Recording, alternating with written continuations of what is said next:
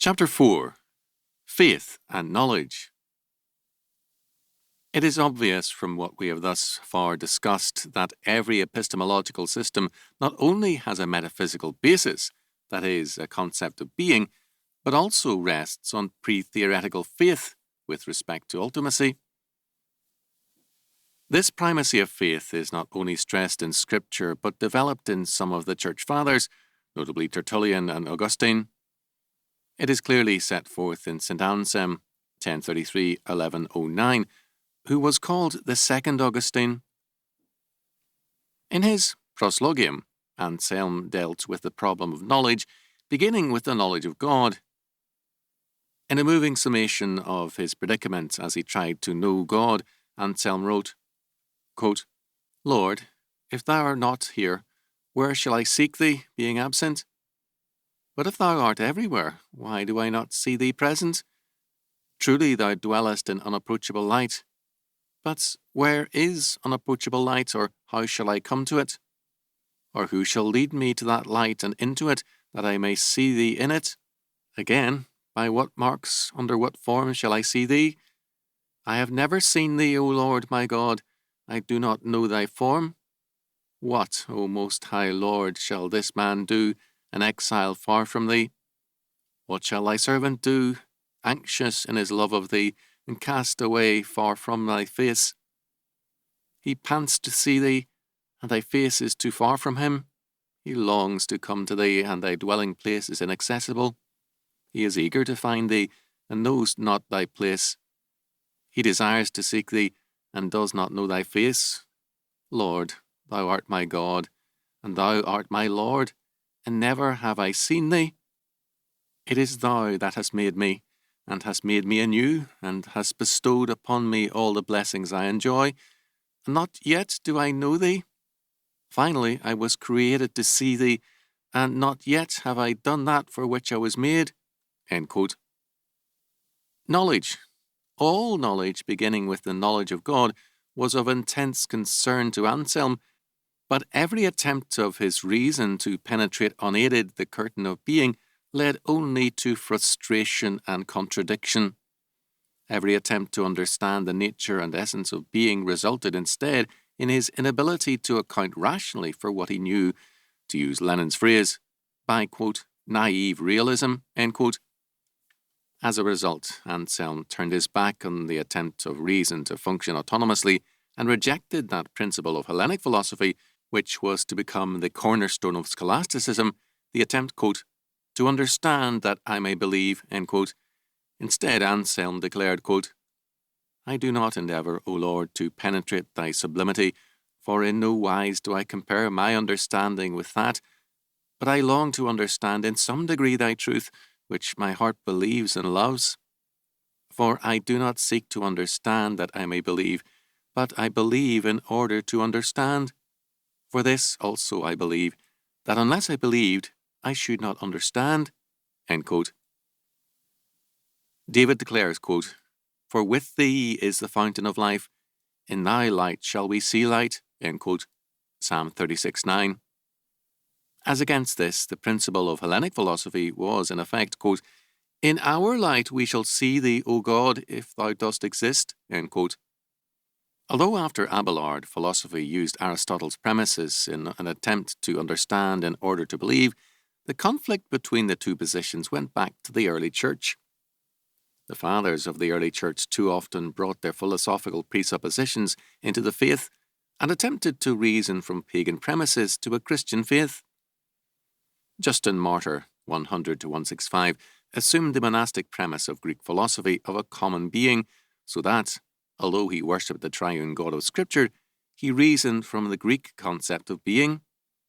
He identified the logos, or reason, of Socrates with Jesus Christ and assumed a common framework of reference. According to St. John, Jesus Christ, quote, was the true light which lighteth every man that was coming into the world, end quote, John 1:9. The presupposition of Scripture, however, is, among other things, the creator-creature distinction, whereas the premise of Socrates was the continuity of being. Justin Martyr, because of his alien presuppositions, identified Christ with the reason of autonomous man and declared, quote, "We have been taught that Christ is the firstborn of God, and we have declared above that he is the Word of whom every race of men were partakers, and those who live reasonably are Christians, even though they have been thought atheists, as among the Greeks, Socrates and Heraclitus, and men like them, and among the barbarians, Abraham and Ananias and Azarias and Misael and Elias and any others whose actions and names we now decline to recount because we know it would be tedious, so that even they who lived before Christ and lived without reason were wicked and hostile to Christ and slew those who lived reasonably." End quote. In this vein, the unspoken conclusion would be that the Greek philosophers were better Christians than the apostles. Justin indeed did cite the philosophers and Stoics as witnesses of the faith, while never acknowledging Christ or knowing him. For the Greek tradition, salvation meant identification with reason, and in the Neoplatonic tradition, absorption into the eternal idea of reason. For the Bible, salvation is not the transition from unreason to reason, but from sin and the wrath of God to grace through the atoning work of Jesus Christ. For these two sharply divergent philosophies, there are differing views of knowledge. For one who has within himself the same reason, which is the property of whatever God may be, the only problem of knowledge, then, is to apply reason carefully and strictly to the alien material world. The world of matter, in terms of the Greek dialectical philosophy of form, idea, and matter, gives us God and man on one side as possessors of a common being and rationality, alike at work trying to make sense and purpose out of a material world of brute factuality. The ancient and modern problems of epistemology stem from this dialectical problem, with its continual threats of a collapse of the dialectical into a monism or a dualism. The medieval form of the dialectic was nature and grace, and the modern, freedom and nature.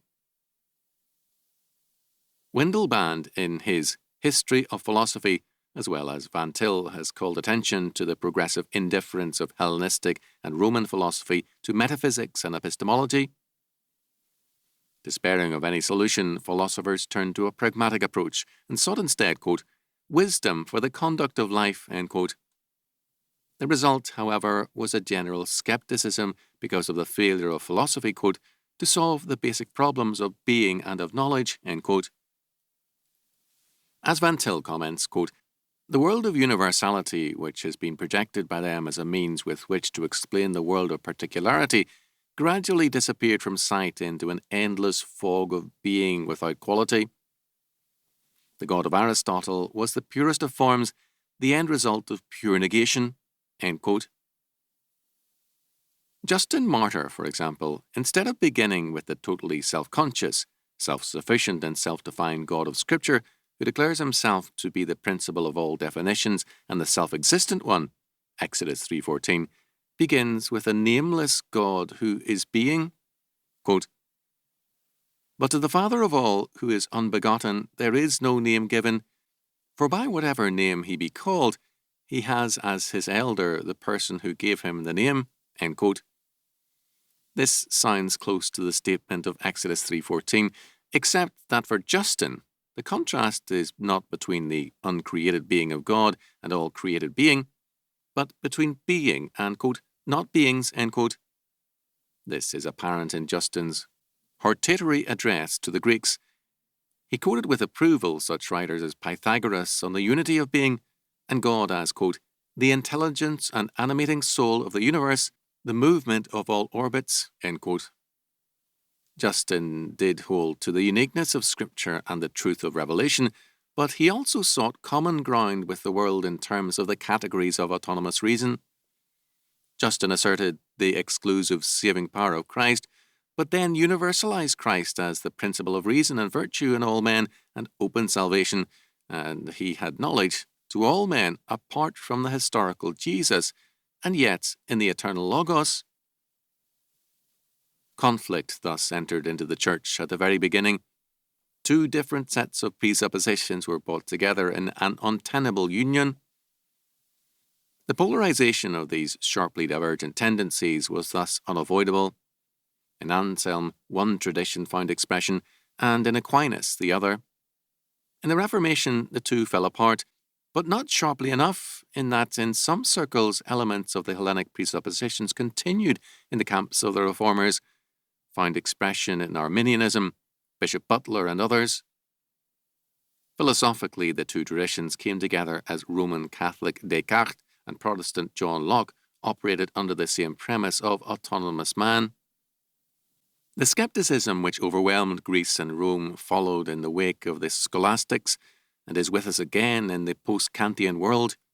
Philosophy has turned to pragmatism and has surrendered its traditional and inherent concerns. It seeks to relate logic and reality and cannot account for the correspondence it finds. Thus, Einstein, in Essays in Science, thinking with the background of modern epistemology, declared, quote, "Pure logical thinking cannot yield us any knowledge of the empirical world. All knowledge of reality starts from experience and ends with it. Propositions arrived at by purely logical means are completely empty as regards reality." End quote. For him, moreover, since our experiences are so inextricably mixed or united with concepts, they are never simply experiences, but rather intellectual conventions when we know them, even to the concept of causality. Having said all this, Einstein added candidly that his assumptions involved an enigma. Quote, "At this point, an enigma presents itself which in all ages has agitated inquiring minds. How can it be that mathematics, being after all a product of human thought which is independent of experience, is so admirably appropriate to the objects of reality? Is human reason, then, without experience, merely by taking thought, able to fathom the properties of real things?" End quote. Levy reports that when Reichenbach asked Einstein how he discovered the theory of relativity, Einstein replied that he arrived at his conclusions because of his strong convictions of the harmony of the universe. Thus, for Einstein, concepts were merely conventions unrelated to reality. This was his philosophical premise. His operational premise, which led to his theory of relativity, was based on a view of the universe which presupposes the eternal decree of God. The unbeliever thus has a schizophrenic position.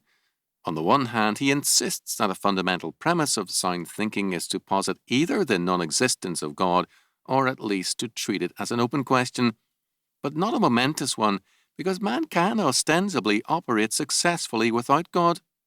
On the other hand, in everyday living, in the laboratory, and in his, quote, naive realism, end quote, man insists on operating in terms of a universe created by the predestinating God of Scripture, who from all eternity has freely and unchangeably ordained all things that come to pass without violence to any creature, nor by removing or infringing on the liberty or contingency of second causes, but rather establishing them.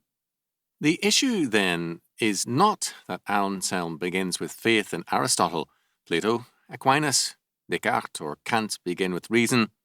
Rather, on both sides, men begin with faith. The Christian begins with faith in the sovereign and triune God of Scripture. This is his starting point and his presupposition. The Christian does not begin by proving the existence of God, because God is the only source of all creation, of all interpretation, proof, and understanding. If we do not begin with God, we cannot logically know anything or prove anything. We are trapped in the narrow confines of our mind in a cave of shadows and perhaps fantasies. We believe in order that we may understand. The non-believers in the God of Scripture and the schizophrenic Christians begin by presupposing the autonomy of man's reason into a position of ultimate authority and judgment over all things. To assume this is a great act of faith. The Christian is not hostile to reason as reason, but to reason as God. The Christian does not believe in reason. He believes in God, and he uses reason under God. For the consistent Christian, the point of departure is the sovereign God of Scripture. For modern man, it is the autonomous mind of man and its epistemic properties. As a result, Modern man is caught between the two contradictory worlds of the rational, his mind, and the irrational, the world of brute factuality. The one realm is ruled by logic, and the other by chance. The one moves towards seeing a pattern, law, or order in all reality, and the other, by definition, is lacking in all these things. The consequence of this tension between man and the outer world has not only been skepticism in the Greco-Roman, late medieval, and modern eras, but a crumbling of the sense of reality in both worlds.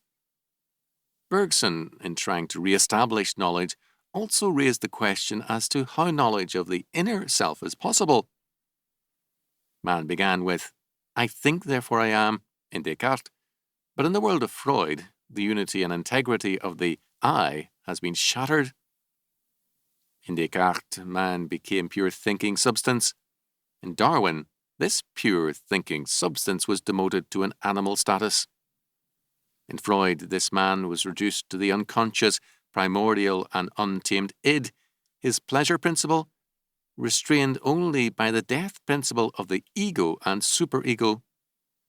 The ego, as the reality principle, must constantly check rein the dream world and the ancient urges of the id. Freud, beginning with the premises of modern man, brought them to a suicidal conclusion. He was both a culmination of the Enlightenment faith and also its gravedigger. The old trust in man's reason, and in man's ability to be rational and objective was shattered trenchantly by Freud. To speak of an epistemology of Freud is to abandon philosophy. Freud's man projects the primordial nightmares of his unconscious world onto the world around him, and his ratiocinations are a better index to pathology than to epistemology. Freudian man can, in essence, really only know his misery and impotence. Earlier, of course, Darwin had pointed to the same unhappy skepticism concerning the possibility of knowledge. In a letter of July 3rd, 1811 to W. Graham, Charles Darwin wrote, quote, "Nevertheless, you have expressed my inward conviction, though far more vividly and clearly than I could have done, that the universe is not the result of chance. But then, with me, the horrid doubt always arises whether the convictions of man's mind, which has developed from the mind of the lower animals, are of any value or at all trustworthy. Would anyone trust in the convictions of a monkey's mind, if there are any convictions of such a mind?" End quote. Can we wonder that epistemology has been neglected? Gunther Stent, a professor of molecular biology, foresees the end of science because the principles of differentiation and value are gone. In a world where knowledge is in doubt and where the reality principle has eroded, man is left with either a lust for power or for pleasure, and both alike portend the death of civilization and man. The times require a Christian epistemology.